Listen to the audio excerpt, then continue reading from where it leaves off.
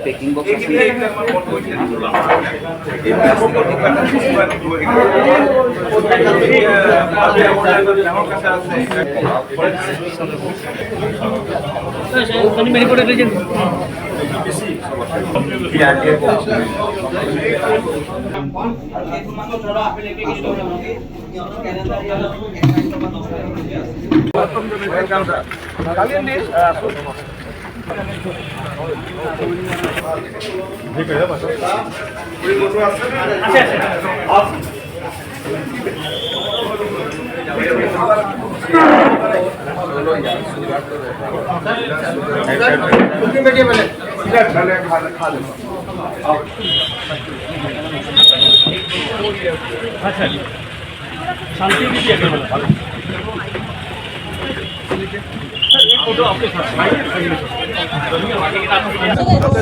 মই বোকাখাটত প্ৰায়ে পেৰা আৰু পুৰি খাওঁ।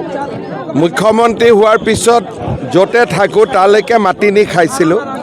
আজি যিহেতু গোলাঘাটৰ পৰা গাড়ীৰে গুৱাহাটীলৈ উভতি যাম, সেইকাৰণে গোপাল কৃষ্ণত সোমাই পেৰা আৰু পুৰি খালোঁ, সকলোকে লগো পালোঁ, ভাল লাগিলে মনটো।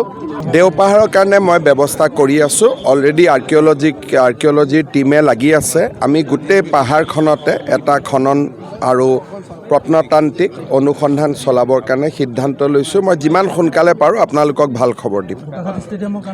বোকাখাট ষ্টেডিয়ামটোতো হেলিপেড ভাঙি দিয়া হ'ল। ষ্টেডিয়ামৰ কাম আগবাঢ়ি আছে। মই অতুল দাক কৈছোঁ আৰু অলপ ডাঙৰ কৰি লওক।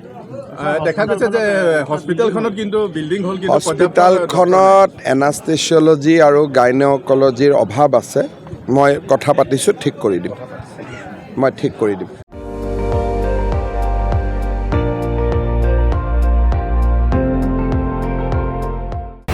আপুনি চাই আছে ND24, সৰ্বশ্ৰেষ্ঠ নহয় সৰ্বোত্তমৰ দৌৰ।